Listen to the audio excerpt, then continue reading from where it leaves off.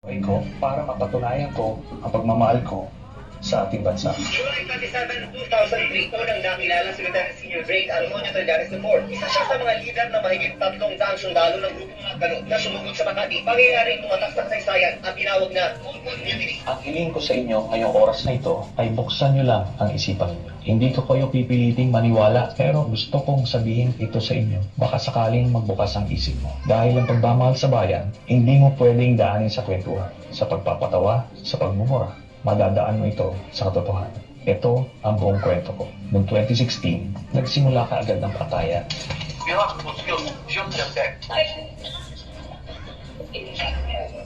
Kami noon sa Senado, sa posisyon, iniisip namin ano ito nangyari. Nahinto ba ito? Kaso araw-araw, daan-daan ang namamatay. Naaalarma kami dahil bilang miyembro ng Senado, ang katungkulan namin ay pumuna ng mga kamalian na nakikita natin sa ating lipunan. Naghain kami ng resolusyon na hindi po ito panggugulo. Ito po ay isang checks and balance ng ating sistema na para siguraduhin na walang maglalabis ng poder sa iba't ibang sangay ng gobyerno. Si Sergeant Arturo Las Cañas ay isa sa mga leader ng Davao Death Squad. Nagmamatigas noon at dinidinay niya lahat ng mga paratang sa kanya. Namatay din ito sa Davao City. Your Honor, I think I've got in a position to answer, Your Honor. During the investigation, lumabas po si Mr. Edgar Matubato. Siya ay isang original member ng Davao Death Squad simula pa noong 1989 o 1990 at kung saan dinitalye niya kung paano nagsimula yung Davao Death Squad, sino-sino yung mga pinuno nito, paano sila na-organisa, paano sila pumapatay hanggang nung umalis siya nung mga 2011 o 2012 dahil napagbintangan siya na siya ay pumatay sa isang personalidad. Dahil sa bintang na ito, si Edgar Matubato ay tumakas papuntang Maynila at nag-walk-in siya sa Department of Justice noong 2014. Bakit po nandito kayo? Para malaman ng taong bayan ang ginawa namin sa Davao City para mabigyan ng katrungan yung lahat yung namamatay ng mga inosente. Siya ay kinwestiyon ng NBI agents, tinitingnan kung totoo ang kanyang storya at dito na nga mas lumalim yung investigasyon. Yung lahat ng mga pinangalanan ni Mr. Matubato na mga miyembro ng Davao Death Squad, na mga miyembro rin ng Philippine National Police, ito ay pinatawag namin sa Senado. Itong si Sergeant Arturo Las Cañas, kinalaunan, siya ay umamin na totoo nga lahat ng mga sinabi ni Edgar Matubato at mas marami pa siyang sinabi tungkol sa Davao Death Squad. And understanding of what I had said because I tried all the testimonies of Edgar Matubato against myself.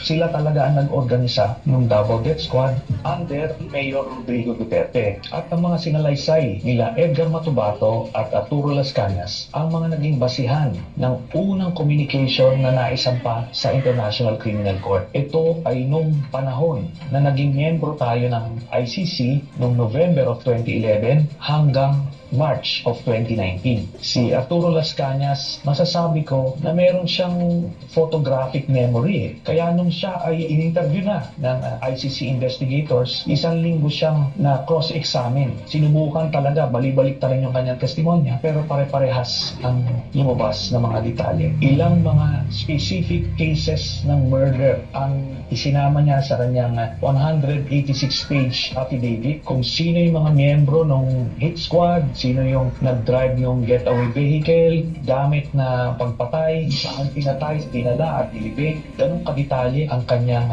affidavit. Kaya dahil dyan, siya ay naging star witness. Sa report ng The New York Times noong 2017, nasa kustodiya na raw ng ICC o International Criminal Court si Las Cañas na nagbibigay proteksyon sa mga testigo. Lalo na doon sa panahon na Mayor si Duterte. Ngayon ko lang po sasabihin, meron pa pong isang hitman na nauna nang nagpunta sa ICC ng Witness Protection Program nila. Parehas ang sinabi nila. Kaya solid ang ebidensya po doon ng kaso ni Duterte. Nung presidente na si Duterte, ang sinasabi ni Las Cañas, ando doon siya nung binuo yung transition from the Davao Death Squad to the National Death Squad. Yung template sa Davao, kung paano nila ginawa, ganun din ang gagawin. Meron silang reward system para maenganyong nakakay itong mga members ng Double Death Squad, bawat ulo may presyo. Small targets, 5,000, 10,000.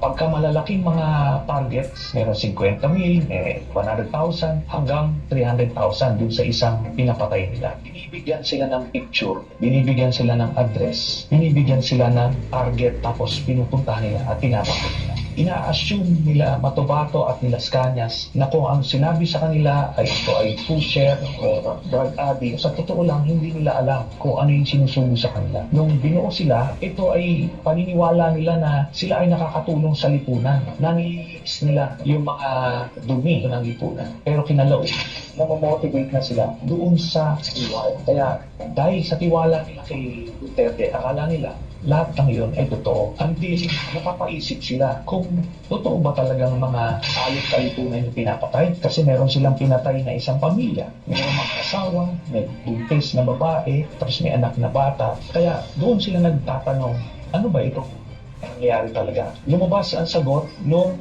2003, nung nakilala ni Mr. Las Cañas, si Michael Yang, Sammy Uy, at Charita. Ito ay inendorso sa kanila ni Duterte na poproteksyonan nila. Nakita nila na itong mga Chinese drug lords na ito, i-import ng mga chemicals na pangbuo ng mga shabu. Ito ay nag-export papunta sa ibang bansa, ginagamit ito pang supply, pang benta. Ito ay create ni NKP Asyerto at pinagpapatay nila yung mga Chinese chemists na nandoon. At meron pa silang inilabas na siyam na Chinese na galing din doon sa Shabu Laboratory na inutusan sila ni Duterte na patayin lahat.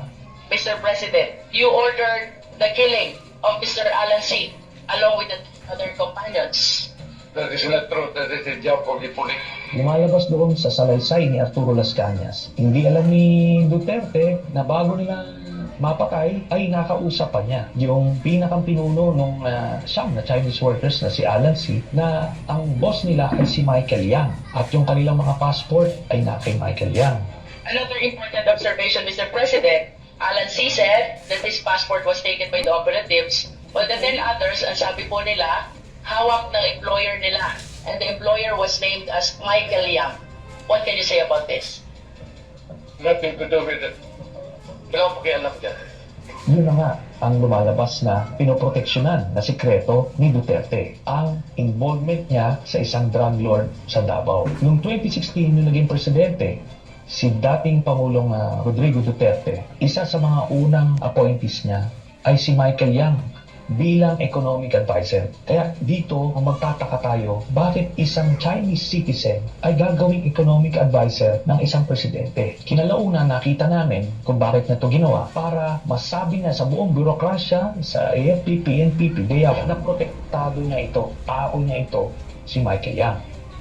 Noong 2017, ito na ngayon si Colonel Asyerto. Siya yung Captain Asyerto na nag-raid noong 2004 doon sa Shabu Laboratory sa Davao City. Binalikan niya itong kanyang asset na nagbigay sa kanya ng info tungkol doon sa Shabu Laboratory na yon at sinabi na si Michael Yang isa rin sa nasa likod doon sa Shabu Laboratory doon. So ibig sabihin, itong economic advisor ni Duterte, isang drug lord. Noong panahon na yon, hindi alam ni Colonel Asyerto ang ugnayan ni Michael Yang at ni Duterte, kaya gumawa siya ng report. Nais niyang impormahan ang iba't ibang ahensya na ang malapit na advisor ni Duterte ay isang drug lord at baka hindi ito alam ni dating Pangulong Duterte. Kinalaunan, nung nalaman ni Duterte yung report ni Colonel Asyerto, binaliktad niya. Nagsagpot sa illegal na droga ang malapit na kaibigan ng Pangulo na si Presidential Economic Advisor Michael Yang. Tinukoy ni Asyerto si Yang at isang Alan Lim na nasa likod ng na-discovery nilang malaking Shabu Laboratory sa Davao noong 2004. Sabihin mo yung Michael Yang lalabas ni Asyerto. Hindi yan totoo. Pumingi ng tulong si Asyerto sa isang religious group dahil may plano umanong ipaligpit siya sa halagang 15 milyong piso. Si Colonel Asyerto ngayon ang pinagbintangan na isang drug lord at siya ay pinapapatay sa publiko. Sa takot ni Colonel Asierto, siya ay nagtago hanggang ngayon. Siya na rin ay isa sa mga titistigo sa International Criminal Court. Sa madaling salita, habang pinapamuka ni dating Pangulong Rodrigo Duterte ang mga pampatay sa iba't ibang pushers, dealers, yung mga Chinese chemists na galing sa ibang triad na nasa loob ng kulungan, na ito ay naisalaysay dun sa Quad Committee hearings. Nasa likod pala nito ay i-import nila ang mga shabu sa pamamagitan ni Michael Yang, Charlie Tan at Sammy Uy. Ito ay dinadaan sa customs para makontrol nila ang supply galing sa ibang bansa. Merong isang beses yung sa magnetic lifters, nakita na mismo ng mga K9 positive na merong shabu, pero at binabaliwala ni Duterte at ina-arbor kung sino man. You're assuming that for those metal magnetic, contained, so there's the borehole, there was nothing there. It was pure speculation. Ayon sa PDEA, abutan na lang po ang laman ng lifters dahil ay posibleng ng droga palabas ng warehouse. Kaya ni isang drug lord ay walang nakasuhan dun sa mga tuneto-niladang mga na-import na shabu. Ang nagpapasilitate nito lahat, una-una si Pulong Duterte, ang kanyang son-in-law na si Vance Carpio, ang Customs Commissioner ni Canon Faeldon, at iba pang mga personalidad na nakadikit kay Duterte mismo. Anong nangyari ngayon? Ang mga hindi kasama dun sa kanyang sindikato, ito yung mga pinapatay. Kaya akala ng mga kababayan natin na talagang may nangyayaring patayan ng mga involved sa illegal drugs. Hindi totoo ang war on drugs. Ito ay ginawa lang ni Duterte para panglihis dun sa intention niya na i-monopolize or i-control ang drug trade dito sa bansa. Kung may totoo lang maski isa, I will hang myself in front of you. You can summon, I will sign a waiver, all banks. Will the former president be okay that if we draft the waiver now instead of tomorrow? Will you be fine with that, Mr. President? Anong kawalan, sir? Sampalin ko siya sa publiko. Dito na naman. Ngayon na. Lulo mo na. Isa sa na-discover namin na mga impormasyon, ito ay naibigay sa akin noong 2016 ay yung bank accounts ni Duterte at ng kanyang pamilya. At ang nilalaman nito ay nakakagulat. Nakita namin na daang-daang milyon ang pumapasok sa mga accounts ni Duterte. Joint account si Sara Duterte at si Pangulong Duterte. Every 6 months, may pumapasok na dividendo galing kay Sammy Uy punta sa accounts ni Duterte, ni Sara, Baste, Pulong at Hanset. Lahat ito tumototal ng 40 to 55 million every 6 months. Buong pamilya ng Duterte ay kumikita sa illegal drugs. Dahil sa impeachment case ni Sara Duterte, ang mga bank accounts na ito ay lalabas at makikita ninyo na si Sammy Uy ay nagbibigay ng pera kay Sara Duterte at buong pamilyang Duterte. Ang buong paniniwala natin na si Duterte ang pinakagalit sa illegal na droga, pero ang katotohanan, siya pala ang may pinakamalaking drug cartel dito sa Pilipinas. Ito pong mga impormasyon na to ay nakalap namin. Hindi po ito gawa-gawa at nakita natin ito ay nasuportahan ng kaso mismo ng International Criminal Court. Hindi magsisimula ang kaso ng ICC kung yan po ay gawa-gawa lang. Napakagagaling po ng mga investigador dyan. Hindi ka pwedeng gumawa-gawa lang ng kwento dyan.